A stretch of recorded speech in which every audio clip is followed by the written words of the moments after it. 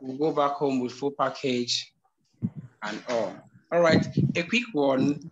My topic for today says engagement strategy that works in classroom. Engagement strategy that works in classroom. Now, under this, I'll be having some headlines that I'm going to be speaking on today. And these headlines is taken this way. One, I'm going to be talking about what is education. Because before you can talk about engagement in classroom, you must understand what education is all about. If you don't understand what education is all about, there's no how you can talk about engagement strategy in a classroom. Also, we'll be looking forward talking about what classroom engagement is all about. What classroom engagement is all about. Then we're also moving to learners engagement, because when you get to know what classroom engagement is all about, then how do you engage your learners into what they need to learn? Before we now move into the principles of teaching, then method of teaching, qualities of a good educator, then roles of a good educator. What are the roles? What are those things you stand in to dish out as an educator you are as a person? Then go into teaching skills. What are the 21st century teaching skills? Then what are these recent challenges in our modern teachers? The recent challenges in our modern teachers, the educators, okay?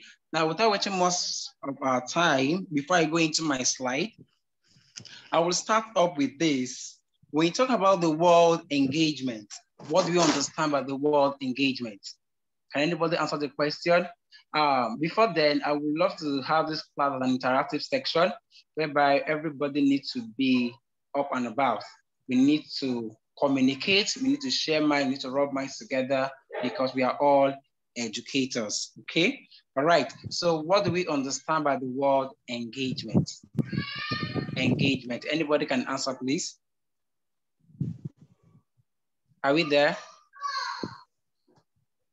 Hello? Anyone in the house? Hello?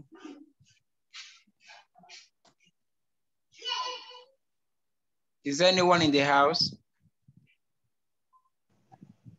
Yeah, we are here. Hello? We can hear you, Mr. Desmond. Yes, we can hear you, sir.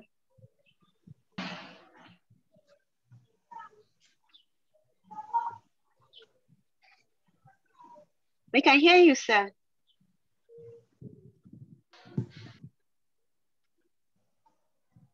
Hello? We can hear you, Mr. Desmond. We can hear you. I asked a question again. I said, what do we understand by the word engagement? What do we understand by the word engagement? Rebecca is raising her hand, sir.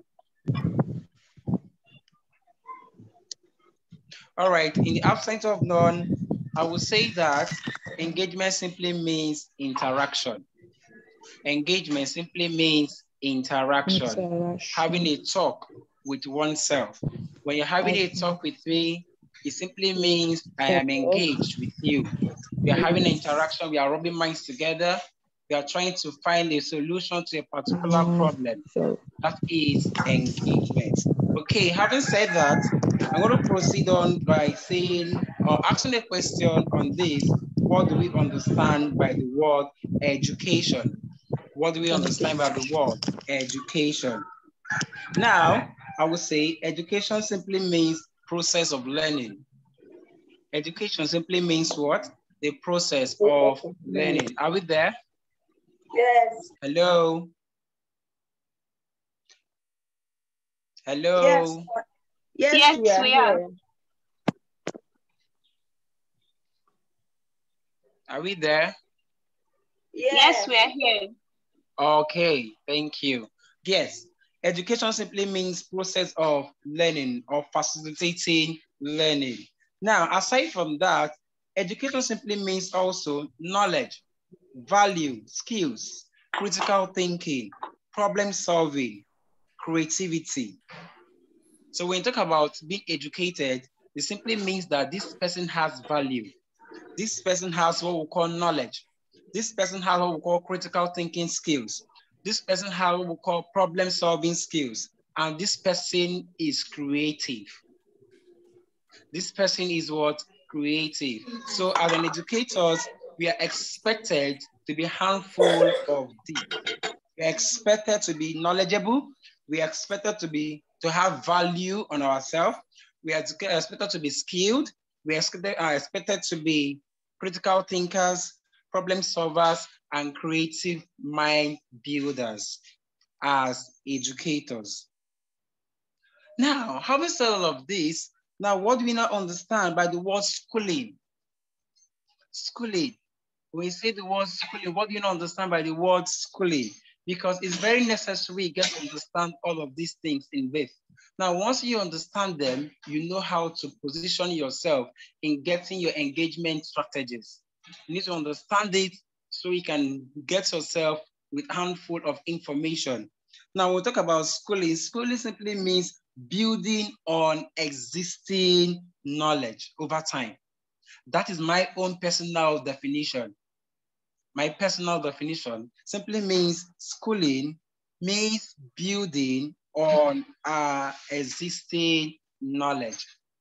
You agree with me that before we go into school, we already had a background knowledge of a particular thing. Just the way the people says, charity begins at home, education begins at home. You understand or agree with me that when you give birth to a child, the child starts learning from the house before getting to the outside world or the four walls of the classroom. From the house, the child starts learning how to talk.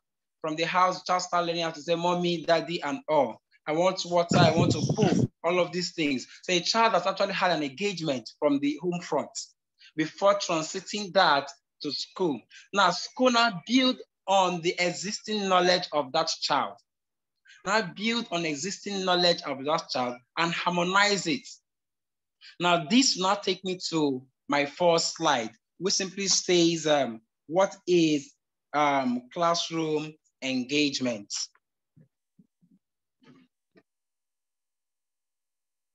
Okay, just a moment. Let me please share my slide.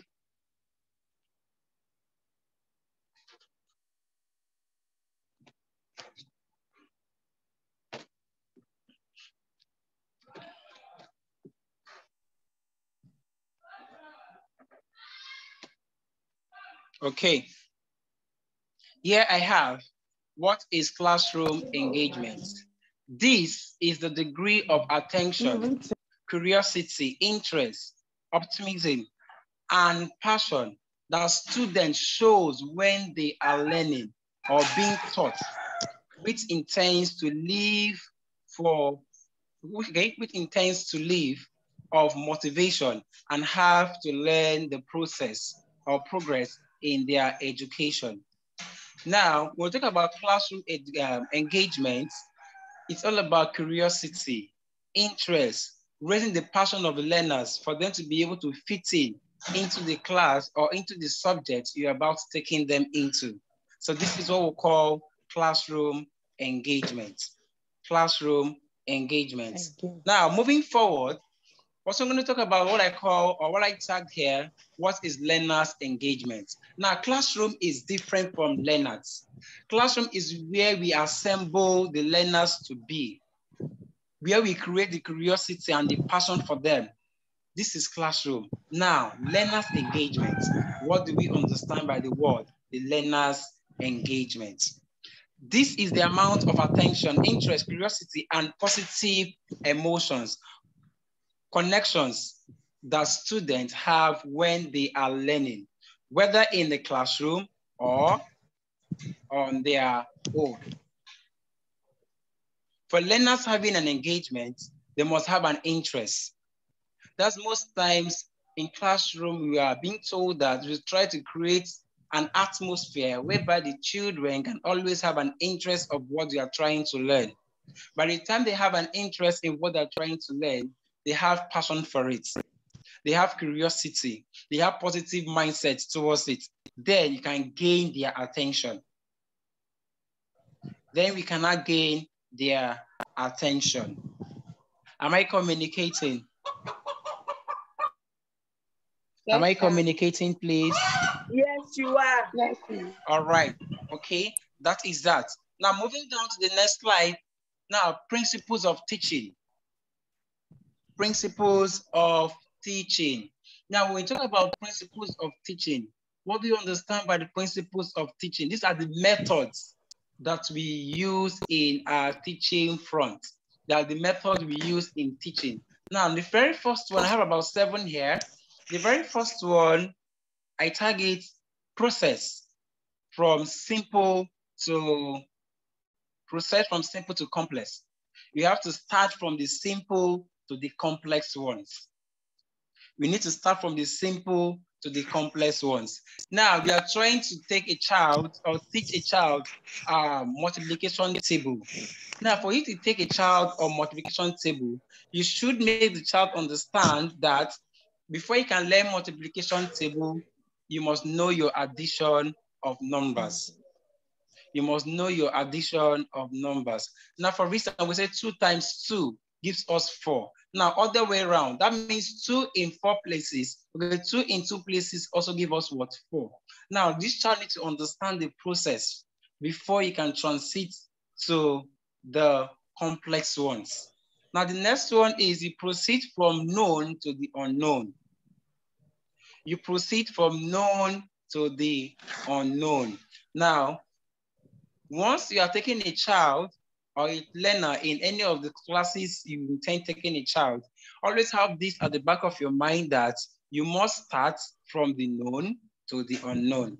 And that's why in our classroom engagements, during our lesson note writing, it's always advisable that we have what we call previous knowledge and entry behavior. Previous knowledge and entry behavior. Previous knowledge and entry behavior. Now, when we talk about previous knowledge simply means the idea the child actually have in the current topic we are about to teach them. For instance, I want to teach a child about family. Now, what is the assumption? What is your assumption about this child knowing family? Now, before then, you should be able to have it at the back of your mind that this child is from a particular family. Now, this child knows who his mother is, knows who his father is, and knows his siblings. Now, with that, you can now connect it to what we call family. Now, you cannot tell a child that a family is a group of people that are related by blood. Now, in your house, who and who and who are related to you? You hear the children saying it, my mommy, my daddy, and my siblings. Are we there? Are we connected? Yes, sir. Yes, and my siblings. With that, we've actually taken a process. You've actually taken a process from the known to the unknown. Now, the next one also here is what I tagged the process from the part to the O. Part to O. Just for instance, we are taking a fraction. We can't just wake up and just taking a child a fraction. Okay, this is what we call equivalent fraction. This is what we call proper fraction. This is what we call mixed fraction and all. No, before you start all of these things, you must make sure that you show them this is an apple. This apple stands in as a O. It's an O, which simply means 1. It's when it's partitioned into 2, we have it 2 different parts, which is it becomes 1/2. Now, this is the fraction ratio of this particular thing. Now, you need to start from part to O. You don't just jump into a O, or you don't just jump into what the child don't know or have a background knowledge of. And that's why it's always advisable whenever we are teaching a particular topic, we should try and endeavor to have a practical illustration, a pictorial illustration of whatever we are trying to pass across to the children. Knowing fully well that we have various kinds of learners in classroom. We have learners that learn based on things they see. We have learners that learn based on what they practicalized in or what they practicalized with. So children with various means of learning capacity. Also in classroom, it's always advisable educators that must exceed in classroom engagement. that will work for them. You must know what we call it, learning differences, differentiated learning in classroom. You must know how the children in your class learns. How the pupils in your class, how do they learn? The learners, how do they learn? Mr. A, how does Mr. A learn? Mr. B, how does Mr. B learn? Mr. C, how does Mr. C learn? Then you group them. Then we do what? We group them. All right. Now the next one again I have here is motivate learners to learn. As an educator, one of your engagement strategy is that you must learn to motivate these children to learn, most especially the slow learners. They are not disabled children. It's just that they have space. They learn in their own pace. So we should understand that these children learn in their own pace. They need motivation. We need to motivate them for them to be able to learn. We must motivate them for them to be able to learn. And next year, I have what I call do not teach in isolation. Educators, you don't need to teach on isolation or in isolation. You don't just assume, I assume that this should be this. No, that is why we have curriculums. That is why we have a scheme of work. All these things guide us through what we need to know. They guide us through what we need to know. Now, I used to tell people that your scheme of work standing as your roadmap into classroom. Your scheme of work stand in as your roadmap into your classroom. Now, once you have a roadmap, it simply shows that you have a channel, you have a direction of where you are going to. Now, your lesson notes now give you a detailed information of what you are going into the classroom to do, how you are going to engage the children, the strategies you need to impute, you need to imbibe in. All these things are necessary for we to know as educators. Now, moving forward, I'll go into the next slide, which simply says method of teaching. What are the methods? We have various methods of teaching. As an educator, what method are you conversant with? We have about 9 different methods and more. But today, I will be speaking on 9. The first one is problem-solving method. Problem-solving method. Now, how does this come to play? This is where critical thinking comes in. You can give a child a Scrabble. Yes, can give a child a Scrabble and tell the child to unscrabble this thing. Now, this child is putting all his thinking faculty into this. How do I arrange this? Okay, a puzzle game, rather. A puzzle, and give a child a puzzle game. Now, let the child work with it. Work with this puzzle game. If it is a woman body you want the child to set up, the child will be able to. If you want the child do it on his or herself. This particular method requires a lot of instructional materials. It requires lots of instructional materials. And the next one is what we call play away method, which is very common in our play group section, our preschoolers. It's very common with them there, play away method. Most of the children in the play group and preschool, they learn with play away method. Now, how were you able to tell them, put a rhyme through, put a song through, in virtually everything you're going to teach them. I was privileged to be in a particular school one certain time like that. The educator in that class was actually teaching the children money. Was teaching the children money in class. So I stepped into the classroom, but like money is anything that's generally acceptable. And the children were just looking. Are we there? Hello? Yes, we are. Yes, we are. And the children were just looking. They were just looking. When I came into the classroom, I was like, madam, you can always convert this to a rhyme because the kids we are talking to here, they happen to be babies. They are babies and these are babies and we need to put them on a no. We need to put them on a no. I have to carve out a music, a song. Money is a means of exchange. Money is a means of exchange. I give you money, you give me item. At a point, these children learned this song. And anytime they step into the class, anybody step into the class and ask them, what is money? They sing this same rhyme to them. Money is a mix of exchange. I give you money, you give me item. The educator was like, wow, this is awesome. I never sat down to cover the song. I never sat down to think about it, but it came to mind and I had to deliver it just that way. So children learn in what we call play away method of learning. Another one is storytelling. Another one is what we call storytelling. Learn to tell children stories. Learn to tell them stories of the topic we are trying to teach them. For instance, we want to teach them a topic on, let me say, part of speech.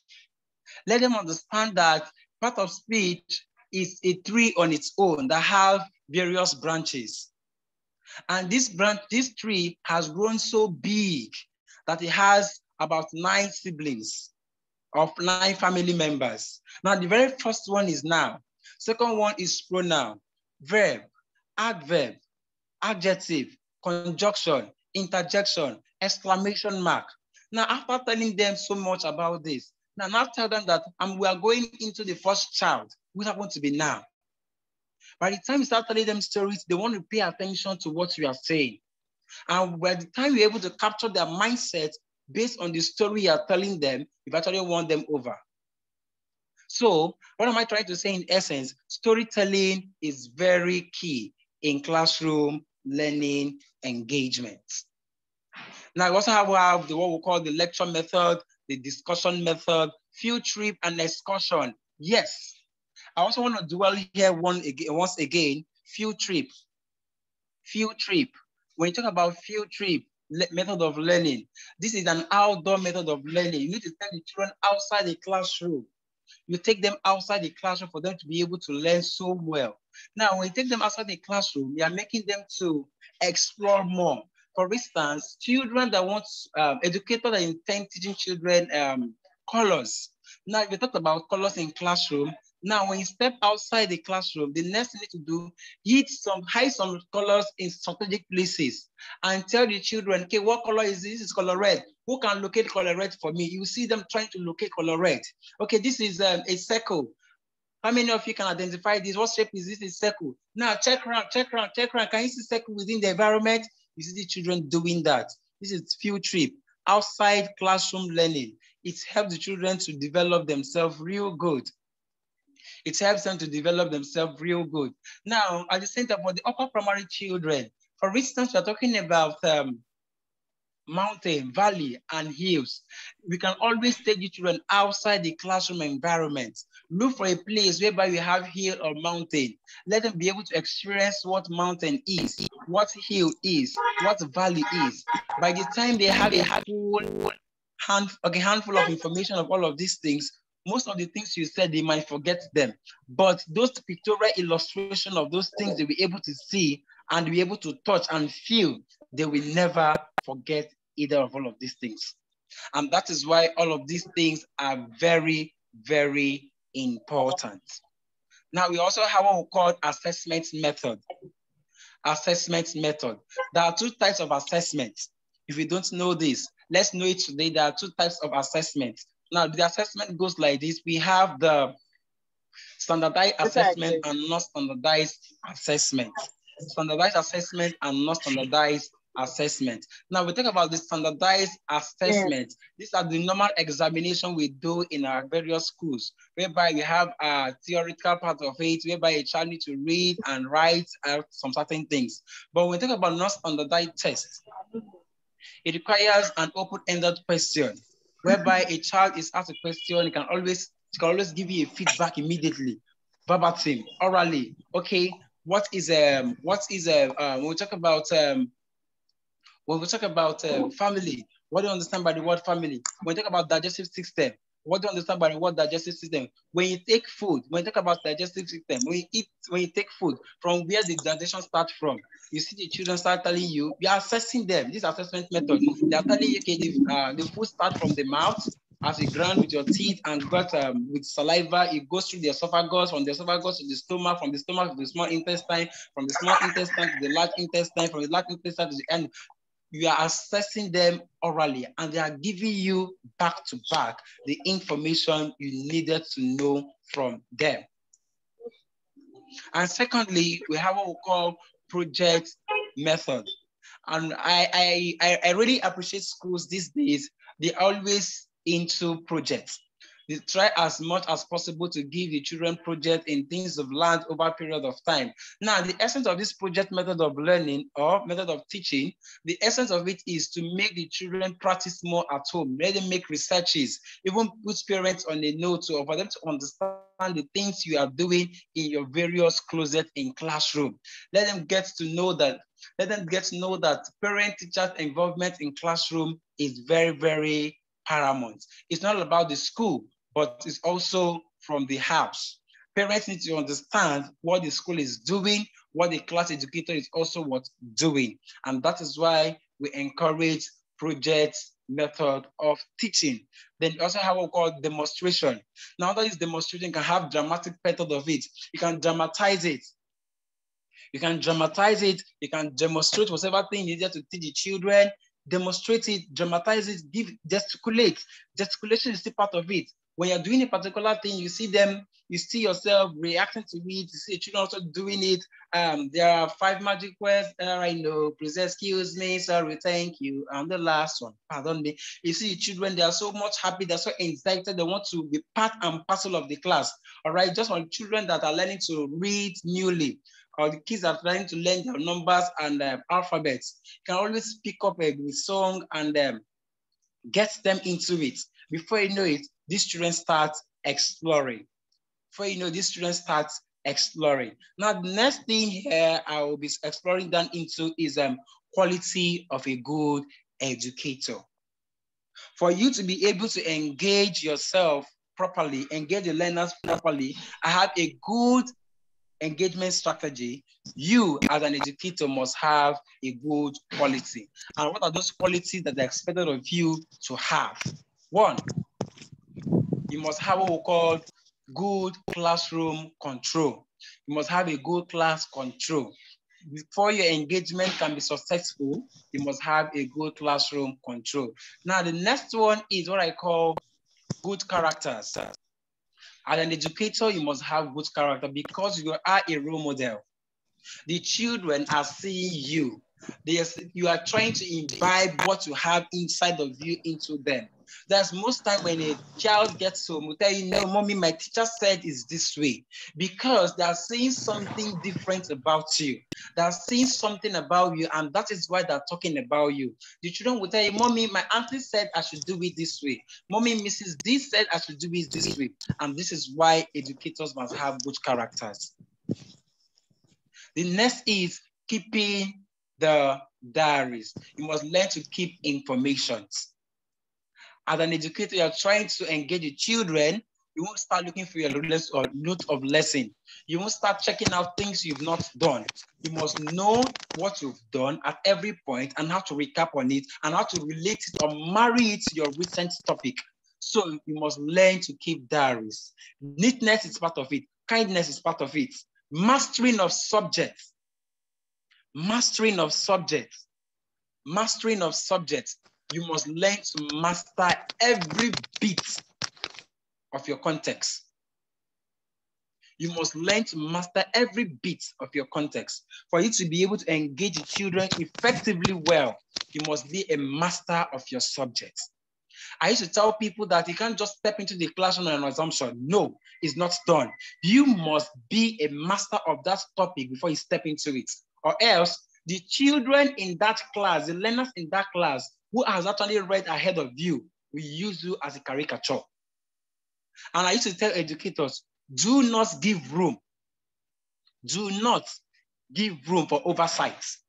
Anytime you start giving room for oversight and a parent is able to detect that, the parent will start picking on you. That parent will start picking on you. So for no reason for you to give room for oversight. So for this not to come to play, you must be what?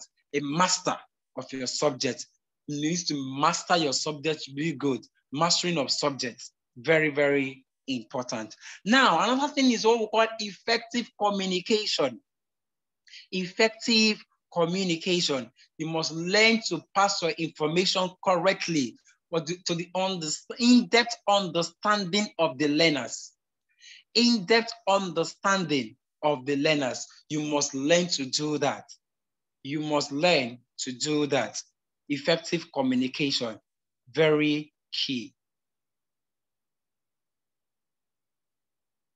Initiating contact with parents. This is where parent involvement in child education comes in. You don't just work on assumption. The parent knows that they send the child to school to go and learn. Why is it now the parent now paying attention, checking up the child notebook and this? When you find out this is going on, as an educator, what did you do? Did you pick up your phone to call this parent up? Madam, I noticed this. Sir, I noticed that. Did you follow up with them? You must learn to follow up. If you want your child, if you want the learners in your class to be well engaged, you must learn to follow up their parents too. Because when learning continues from the house, after the education at school, after learning in school, once they get home, learning continues. Learning continues, and parents must be carried along. I always advise my co-educators in the field of studies, I always advise them, try as much as possible at the beginning of the term, turn in or send in the curriculum or the scheme of work for that term to parents. Not all of them will follow suit, but a few of them would want to follow suit. And once they're able to do that, you will find out that some of them will be reading ahead of class. You will be having more stress taking children or taking your learners in all of these things. You won't find more stress in that at all, because you've actually dished out information already. You have actually sent them down, go and learn ahead of class. By the time you come back to class, you continue from where you have read, you know? So that is the essence of all of these things we are talking about. Now, enable to face reality. Enable to face reality. Now, reality in the what sense? You don't assume. Once you don't know a particular content or context, seek for information. Ask your colleagues, because we are looking out for engaging children effectively well. It baffles me in situation whereby I find some educators, they don't have a handful of information of what they're trying to carry out. You still see them talking about those things. At the end of the day, they give the children wrong information. Now, for you to do all of these things, you must try as much as possible to have a grip of the information that you're trying to pass across. Able to face what? Reality. It's your reality that you don't know this particular thing. Now, seek for information. Seek for somebody who has actually known it over a period and let the person put you through. Or better still, you can always use classroom swapping for better engagement. Next is flexibility. You must learn to be flexible. You must learn to be flexible in things you do. All right. Next, I'm having here is role of good educators. Roles of good educators. Now, what are the roles of good educators? One, we have the learning facilitator, we have the school leaders, we have curricular expertise, we have instructional expertise, we have classroom supporters, we have resource developers, and we have mentors. Who are the mentors? The mentors are the educators. Now, when we come into the roles of good educator, these are their roles. Now, where do you find yourself into? Are you specialized in curriculum building? Are you specialized in instructional? Are you specialized in instructional part? Are you specialized in classroom support and resource providers? You need to find yourself. In fact, I tell educators, you must be total of this. You must be a total of this. You must be a learning facilitator. You must be a school leader. You must be a curriculum expertise. Because curriculum these days, just as the last speaker, the first speaker spoke yesterday, he said teachers has the room to harmonize their scheme of work because you are the one going into the classroom. You are the one that knows the ability of the learners. So you should be able to be a curriculum specialist. Learn to be able to harmonize the system, the scheme of what being given to you. Learn to harmonize it. And once you are doing this, always put your school head on a no, so it doesn't bounce back. Always put them on a no. Time will not really permit us to keep diving into it one after the other. So I'm going to rush through all of these things. Now, teaching skills. Now, when we talk about the teaching skills, before I go into this, I would bring this to board. When you talk about the teaching skills, we have effective communication. We have learning and innovation skills. We have life and career skills. We also have what we call media and technology skills. These 4 components works for a perfect classroom engagement.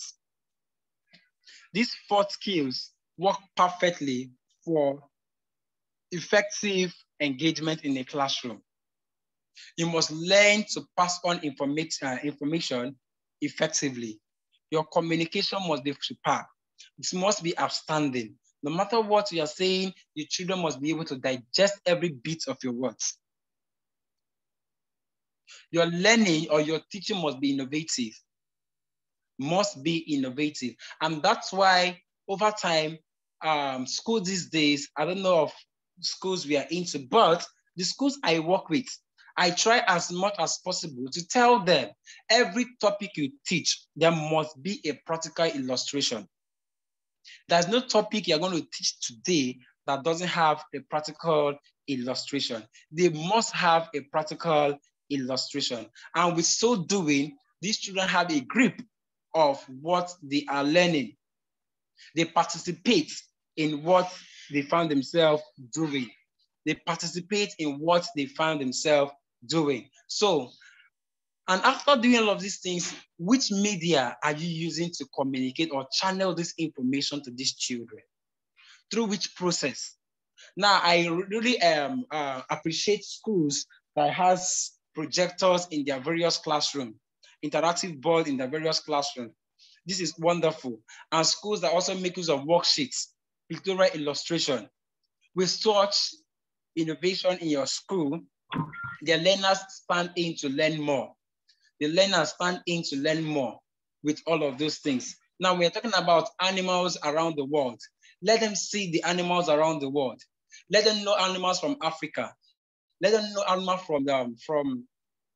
from India. Let them know animals from England, and so on and so forth. Pictorial illustration. We say this is an elephant. Let them see the pictorial illustration of an elephant. Let them get to hear the sound an elephant makes.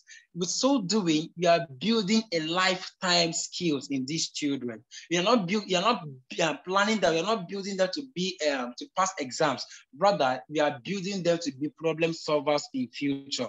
We are building into them what we call global citizens. We are building what we call global citizens. I tell my educators, I tell them something, I said, I am not in this school for you to teach children for them to pass exams. Yes, but they must pass their exams. But at the same time, that is not the paramount thing. Let them understand it. Once they're able to understand it, they put it into work, they will pass exam. Are we there? Hello? Yes. All right. Yes. So they will put them into work and into practice.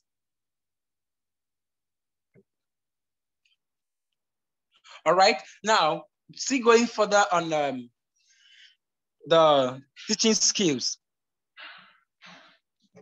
See, on teaching skills, you need patience, you need self-confidence, you need communication, enthusiasm, creativity, dedication, and organization.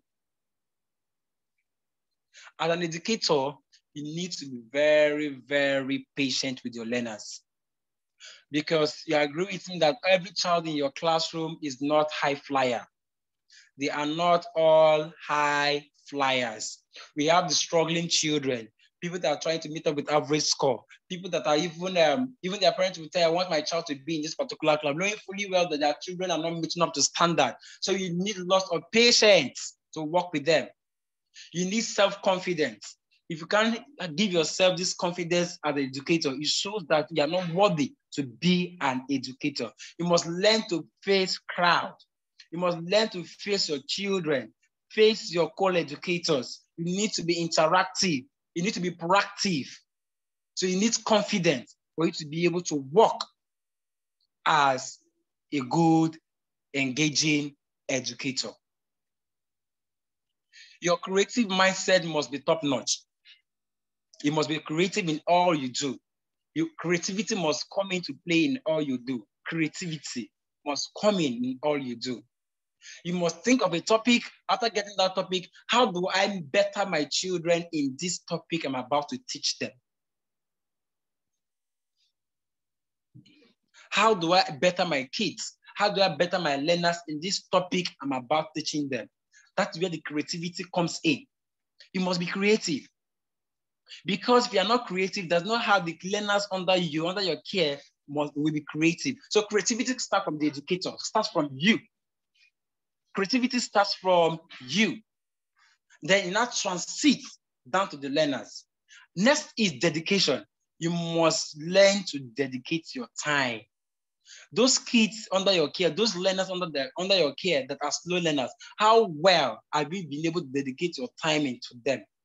Oh, this child is not learning so well. Okay, after school, let me dedicate like 30 minutes for me to take back this child on the topic I've actually taught them for today. These are the things I have done over time. I have seen it work. In fact, at a point, I had to pick up lesson, unpaid lesson, for me to be able to groom a child, for a child to get to a particular standard in which my expectation is or light in. So these are the things you must do as an educator. You must be dedicated to work. You must be dedicated to work. And you need organization. We need organization. You must be organized. You must be organized.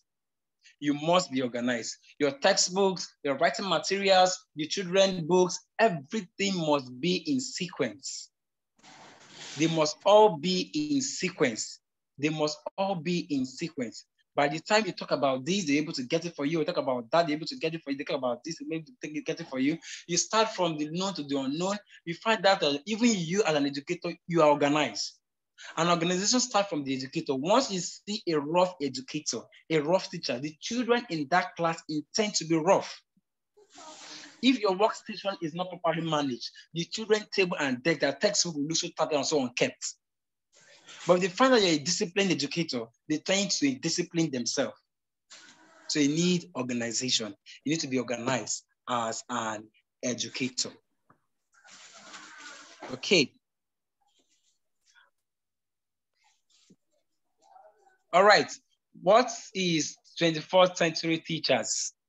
Now, this takes us to 21st century teachers. As an educator, what makes you a 21st century educator? Number one, social. You must be sociable. All social media handle, you must know them. Because education has come beyond the four walls of the classroom. From your house, you can teach. Anywhere you find yourself, you can communicate. Anywhere at all, you can communicate to your people. So for that, education is going viral. You can teach through virtual means. You can teach through WhatsApp. You can teach through your Twitter, YouTube, and all. So the next one is lifelong learners. You must learn to be a lifelong learner. You must learn to be a lifelong learner. Another one is what we call here is forward thinking. As an educator, you must learn to think forward. What is the next thing after this? I've been able to do this. I've been able to achieve this. What is the next thing I'm looking forward to achieve? Okay, let me do this now. Let me do that now. Let me do this. Let me do that. You must learn to think ahead of time. Okay? Then the flipped classroom. Flexibility, leadership, productivity, and all these things must come to play. Then your teaching must be what we call learner-centered or student-centered. It's all about you. It's not all about you. Teaching is not all about you. Teaching is not about you. I was telling a group of teachers sometime, I told them that lesson notes or lesson plan is not being, the content these days is not being planned by the class educator. You also are just going to prepare yourself, come into classroom with your instructional materials and all. But the content is being built by the children. How do we do this? I want to teach a topic, okay, pollution. I want to teach the topic pollution. I get into my classroom, I get a container, I get a pipe, I got a reservoir, okay? Now inside this container, there is this, a dirty water, and I put it through a pipe, which is known as a channel, then I get a reservoir. Now, I now group these children into various groups. All right, this group observe this particular thing, this group observe this, and this group observe this. Now, why is it that this water is passing through this channel? And why is it linked to this particular channel? You see, they will tell you that, okay, this is a polluted water. For this water not to spill around the environment, there is a channel to it. And this channel links to the drainage, or it links to the reservoir. Now, you now ask them, what are we being able to curtail? They will tell you pollution.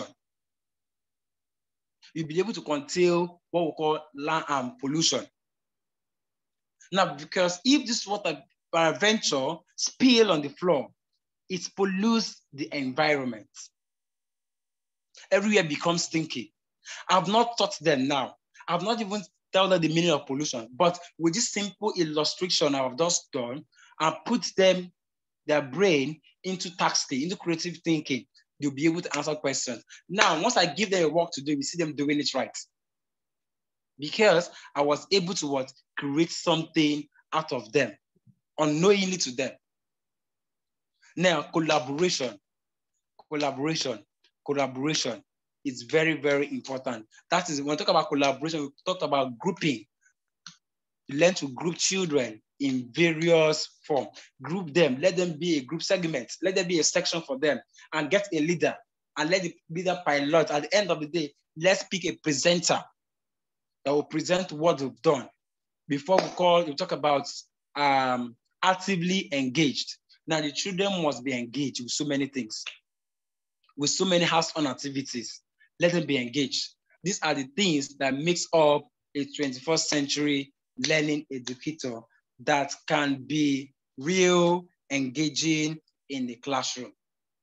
Once you have these potentials, once you have these qualities, you'll be able to engage children effectively well in your classroom front. Okay. Moving forward, we talked about effective communication before. Now, what are the lines up things we need to learn about effective communication? Now, teaming, collaboration, personal skills, then local, international, and global orientedness. It must be oriented in every sphere of education, every sphere of life. For the first educator, parents believe that we are witches and wizards. That's the word I usually use for them, because they believe that their children, you must perform magic for them to, your child to be able to learn. So as an educator, you must be vast. You must be really, really vast in things you do in your classroom for you to be a good, engaging educator. Okay? All right. Here is what we call the key competence of educator. Key competence of a good educator. Now, for you to be a key competence of a good educator, number one, what we call managing self. You must learn to manage yourself. Now, in managing yourself, you are managing your self-esteem. You are managing your self-reliance. You are managing your emotional regulation. You are managing your ethic identity, and so on and so forth. Now you have what we call thinking. Thinking, rationale, and experimental thinking. You must learn to think wild. You must learn to explore your mindset towards so many things. When I do this particular thing this way, how will it play out? When I do it this way, how will it play out? These are your key competence as an engaging educator. Also, you have what we call relating to others, which under communication, emotion, understanding. You must learn to understand the emotion of every child in your classroom. For you to be able to engage them real good, you must learn to engage them. Understand their emotions, understand every bit of their movement, and learn to trend with them just the way they are. Then connect to them. Connection is another part of it. Then emotional expression. Emotional expression. Make them understand that they should be able to express themselves anytime, any day. They shouldn't keep things to themselves, because when you start keeping things to themselves, that engagement you're looking out for, those part or parcel of information you want the children to dish out for you, you won't get it from them. So always encourage your learners to be able to express themselves, no matter how difficult it is. No matter how difficult it is. Now, we talked about learning and innovative skills. Now, what brings about learning and innovative skills? Now, what brings about learning and innovative skills? One is creativity, curiosity, critical thinking and problem solving, then risk taking. Risk taking. So these are the things that brings about learning, learning and innovation skills. Creativity, curiosity, critical thinking, and problem solving skills. Then the last is what we call the risk taking. Okay, next here we have what we call the life and career skills. Life and career skills. So when we talk about life and career skills, we talk about the flexibility. These are the components that makes up life and career skills. Okay, we have flexibility and adaptability. You must be flexible in things you are doing. In your teaching, you must be flexible. In classroom assessment, you must be flexible. In tests, you must be flexible. In communication, you must be flexible. In explanation, you must be flexible. Now, leadership and responsibility. You must learn to build leadership skills and responsibility in the life of the learners you are having to yourself. Now, let's not forget in a hurry that education comes in 4 forms. Now, education comes in first. We have the education, the knowledge part of it. We have education, that is the learning part of it. We have skills development.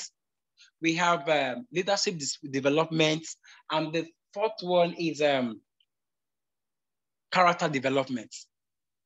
Now, for you to be able to get a child, to be able to engage a child properly, you must learn to develop these 4 things in a child. You must learn to develop these 4 things in a child or in your learners. Number 1, academic-wise, you must learn to develop them. Leadership-wise, you must learn to develop them. Their skills-wise, you must learn to develop them. It's very, very important to develop their skills.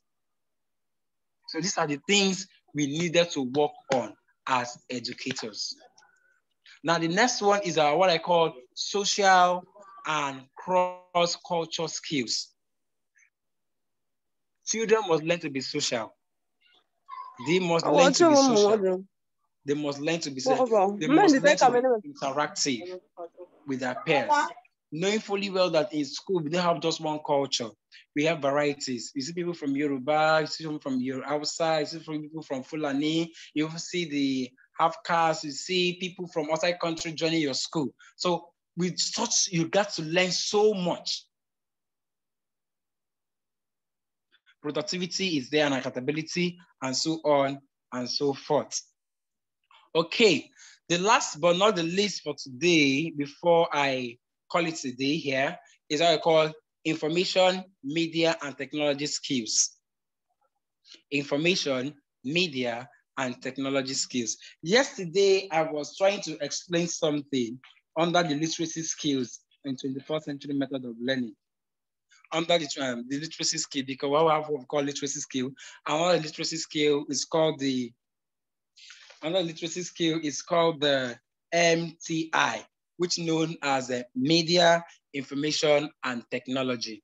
Media, information, and technology. Now, these things are the things that comes out here. So how do we capture these things for it to work for us in our classroom engagement method? All right. Now, what is the media you're trying to pass on information to children? Okay. What is the information you're trying to pass across to them? And what is the technology? That's the finished product. All right. These are the things that are expected of them. Now, what makes up this thing? Now, we have what we call visual and information literacy. Visual and information literacy. This has to do with your projector, has to do with your interactive board, has to do with your charts and all. Now we have media literacy, we have basic scientific economy and multicultural literacy.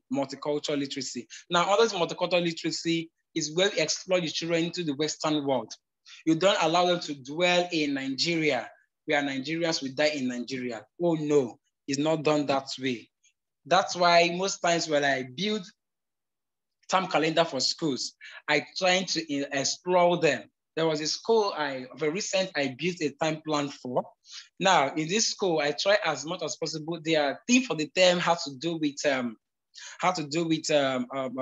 what's it called again?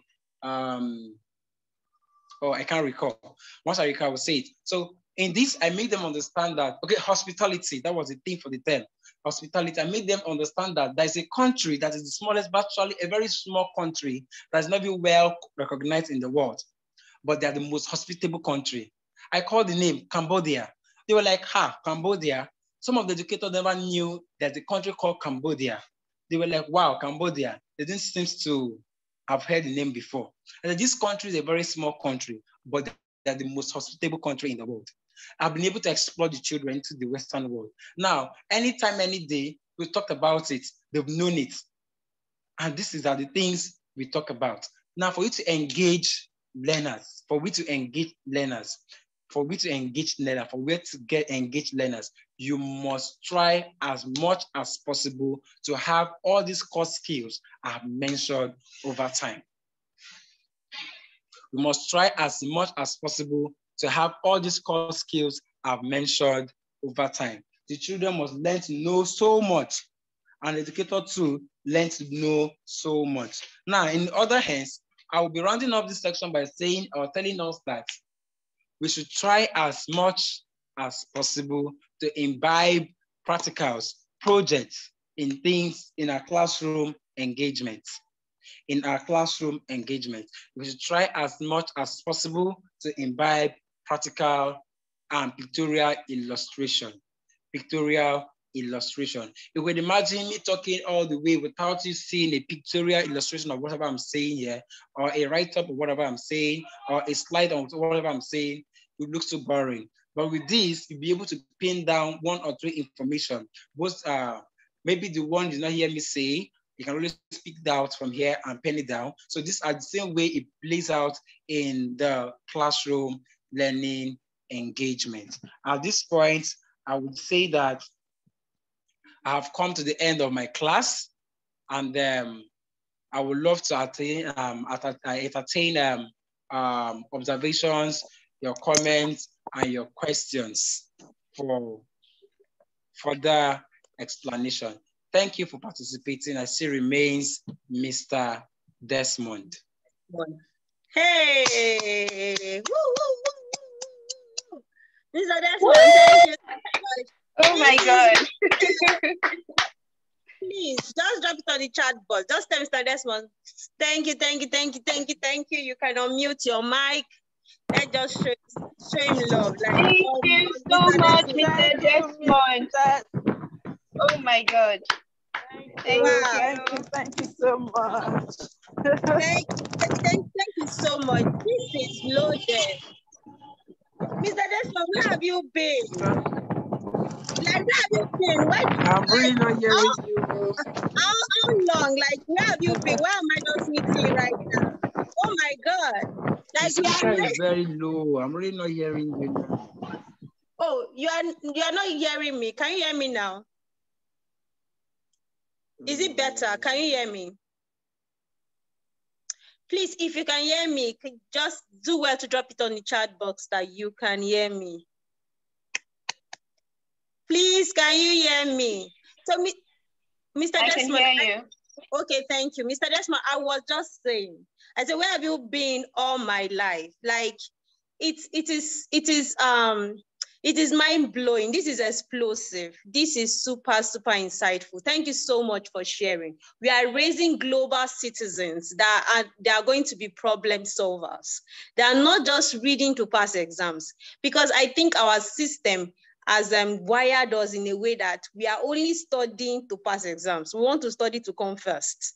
But now you've just shifted that mindset that we are not just raising a generation of children who are going to excel in their academic pursuits, but we're raising global citizens who are going to be problem solvers. They are going to be bringing solutions to global problems. That is super, super insightful. Thank you so much, Mr. Desmond, for sharing. And this is going to stay with me forever. Even in the work I do, the people I meet, when I meet parents, when I meet teachers, and when I interact with prospective parents. So we just all need to have that consciousness of the kind of people we are raising in this generation. And there are a lot of tools we could actually employ to deliver our mandate as individuals, as educators, as parents, as aunties, uncles, whichever position you find yourself. Thank you once again, Mr. Desmond, for sharing. This is super insightful, and we are excited to have you in our cycle. It's such an honor to have you as part of our network as an organization. Thank you. So if you have questions, we have a few more minutes to the end of today's call. So if you have questions you would like to ask Mr. Desmond, please do well to drop it on the chat box, or you could do me a favor, just indicate with an emoji, then you can unmute your mic and ask Mr. Desmond a question. So Mary, okay, we have two people. So Marianne, kindly unmute your mic and fire your question. Mr. Desmond is ready for you. Oh my God, this is insightful. I am so excited to be in today's class. Thank you very much, sir. My question, because I've had this fear, a lot of my friends who are very close to me know that one of the reasons why I sort of find the opposite sex attractive, it's the intelligence factor for me, because I just had this mindset, I cannot go through the problem of teaching a dull child. I'm very sorry. That was my notion until I came across this seminar and found the various tools and teaching methods. Thank you very much for that. But my question now is, as much as these methods are handy and we're exposed to them now, there are still some children, like in a classroom setting, we all know people learn at a different pace. Yeah.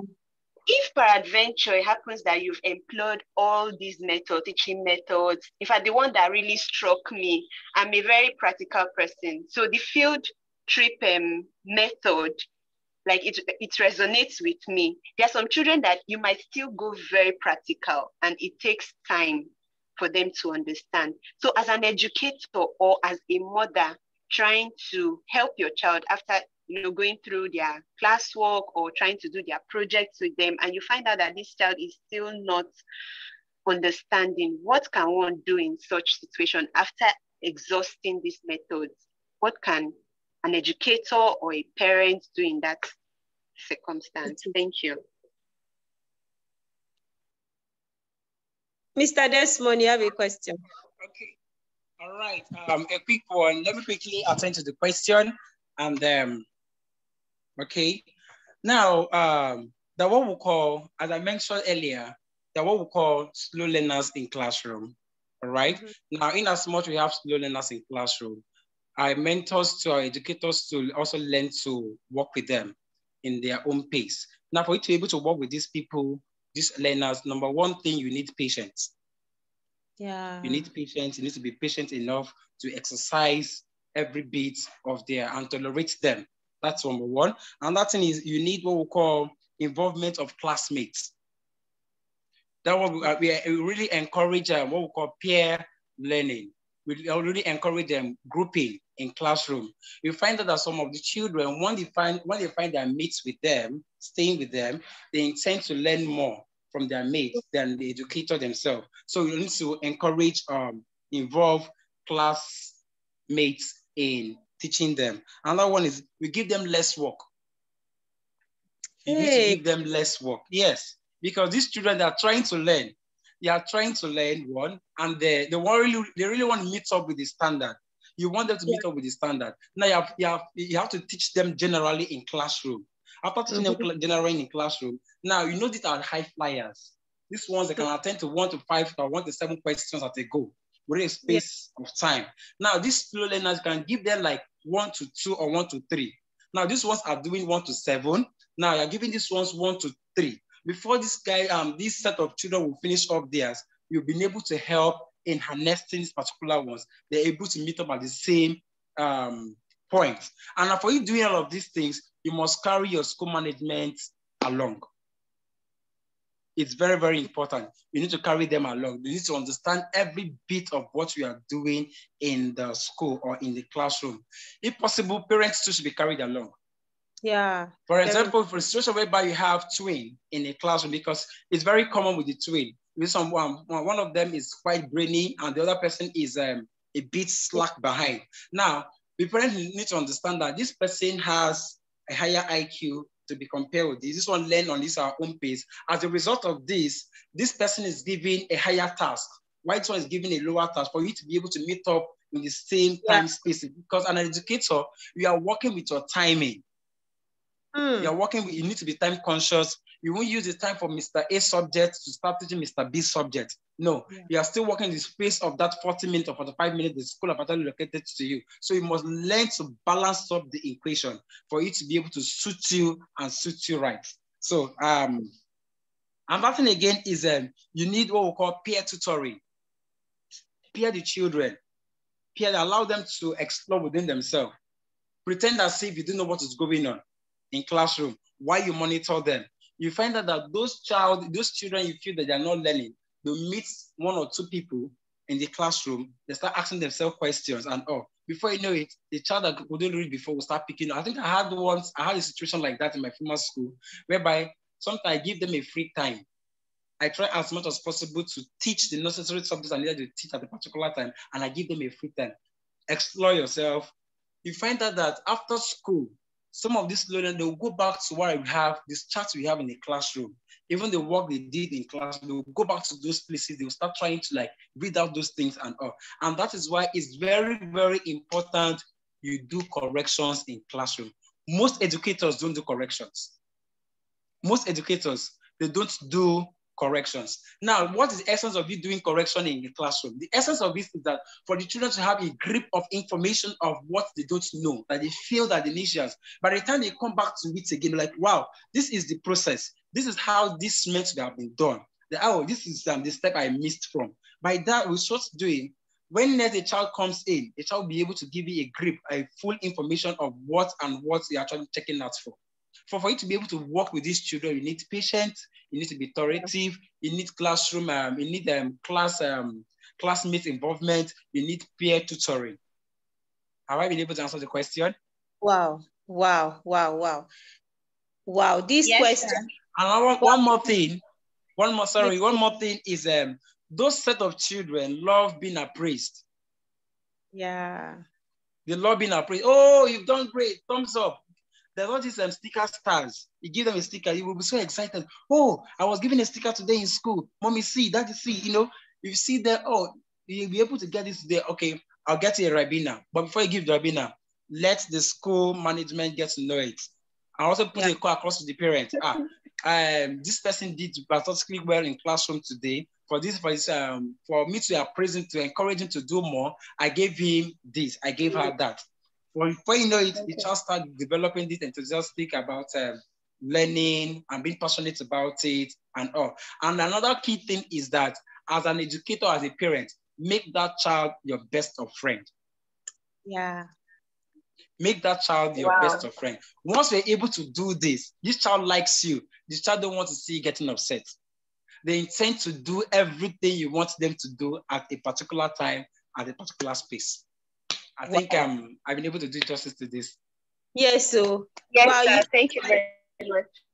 Let me go down a little. Over justice, the worry am. Like, you just finished it. You finished it. I love the when you talked about peer tutoring. There's this part that really struck a chord for me. Like, you have to teach them on their own pace. So it is not, normally how I grew up, my primary school experience, you just write classwork, everybody do the same thing. So understanding the learning needs of a child and coming down to that child level, that's beautiful. That's fantastic. That is where empathy comes for me. I think for a teacher to get to that level, to come down to each student, like give attention to each student in the class, you have to be empathetic. You have to be empathetic. That is like student-centered kind of learning. Thank you so much, Mr. Desmond. That is super powerful, super packed. Even from this question Q&A, like, everything, like your additional to wisdom. Thank you. So, Uloma, you have a question. So please shoot your question. Okay, good evening, everyone.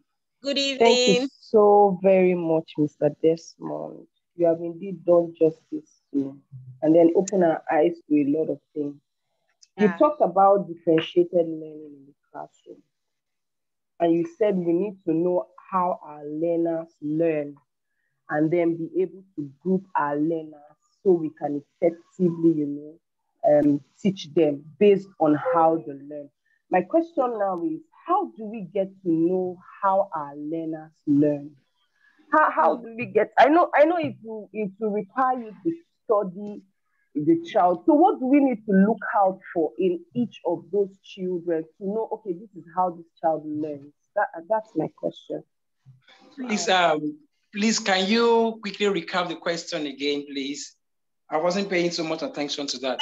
How will you know how your learners learn? She said you mentioned differentiated learning. So how can they, as educators, how can they identify learning styles of, I think, correct me if I'm wrong. Okay, all right, yes, okay. Yes, that's it. Okay, how we can identify the learning method, okay?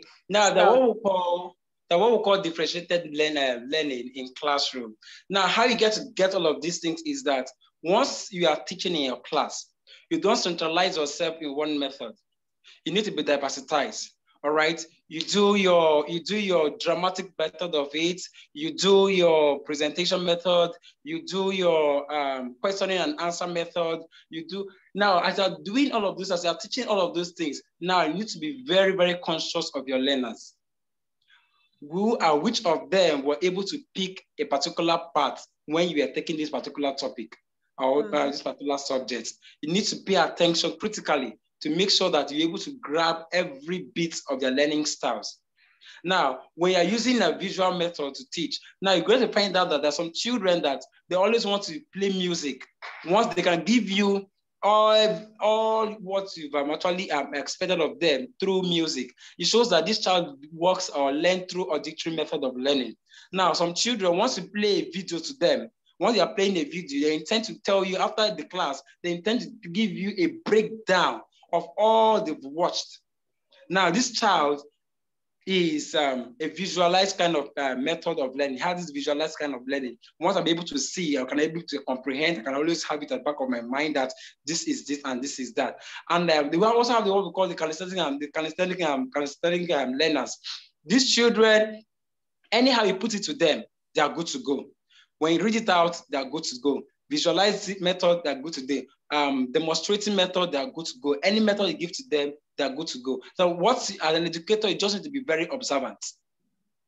You just need to be very observant to be able to pinpoint and take what a child is good at. Like me, when I'm teaching in a classroom, I don't use one method. You will see me dancing. You see, okay, I've been able to take a child. I've been in crèche as a male staff. I've been in crèche, playgroup, nursery, all the 4 walls of classroom in primary school. All right. If you see me in the crèche, I think Ms. Ulama could have said how they feel of me in the one way or the other. All right. We see me in the preschool, the way I roll with the children. I roll on the floor, I play with them, and end of the day, once I'm teaching them, you see me creating a flashcards, and or you see some of them want to work with the flashcards. You see some of them, they want to write on their own. Some of them want to talk to me in person. With that, I've been able to dictate, this is the method this child likes learning with. This is the method this child likes learning with. And let us not forget that sometimes the child can always skip off their method of learning. A child that was able to learn with visualized method today, when I wake up tomorrow, that might not actually work for the child again. Mm-hmm. We want to work with practical, what he or she can always work with. That's why most times we don't do well on one system method of learning. As educator, we don't do well in one system method of teaching. It needs to be diversified. Uloma, Mrs. Uloma, please, is your question answered? Yes. Thank you so much, Mr. Desmond. Yeah, so is there any other question? If you have any, you can drop it on the chat box, or you could signify with an emoji, then we take your question. Mr. Desmond, thank you so much. Thank you so much. So let me hear. So if individuals would like to reach out to you, so how can they get in touch with you? Okay, I think I can drop my contacts. Okay, can I call it out? Yes, you can call it out. This is going to be on YouTube, so you can call it out. So he's going to be there. All right, it's my contact goes this way: 081 69 65 69 10. I think once. That's the number. That's my number: 081 69 65 69 10. Wow. Okay, so that's Mr. Desmond's number. Mr. Desmond, you're on social media. If somebody wants to connect you on social media, so what are your social media handles? Okay, I have Instagram, Desmond Joel on Instagram. On Facebook, same Desmond Joel on Facebook. On linkage, still Desmond Joel on linkage. And which other one again? Then WhatsApp. WhatsApp. Okay, no problem. So that's Desmond Joel there. So thank you so much. I think we don't have any other question. No question is coming. Thank you so much, Mr. Desmond, for honoring our invitation, and most importantly, your willingness to share, because they're all your intellectual property. Thank you very much. We are super grateful. We are super excited. To everyone participating on this call this evening, we want to say a big thank you to you, to every educators joining us, those that will be rewatching the video. We like to say thank you. Thank you for honoring our invitation. Thank you for giving us an opportunity to be part of your growth process. So in the coming months, we are also going to have more VTT. We are going to have more trainings for teachers. So watch us out on our various spaces. On Instagram, we're at Maben Foundation. And you can also do well to follow my personal page at, as Dorcas Elisha. So you get, our YouTube is going to be Maben Foundation. So you can get these videos on our YouTube channel. Please don't forget to also subscribe. On our YouTube channel, we'll keep you updated with more resources to help your professional growth process. So I remain Dorcas Elisha. I will say we have come to the end of VTT. VTT for the month of June. Thank you so much. Mr. Desmond, thank you. And to our entire VTT team, we say a big thank you. You people are super amazing. Thank you for putting all of this together. We thank you, we appreciate, we celebrate you. For everyone joining this call, those who joined yesterday and they are still on the call today, we say thank you. We see you and we appreciate and celebrate all that you do. Do have a wonderful evening. Bye-bye. Thank you.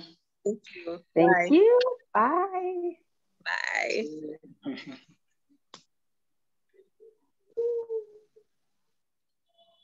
Bye. Bye. So please stop the recording before you leave.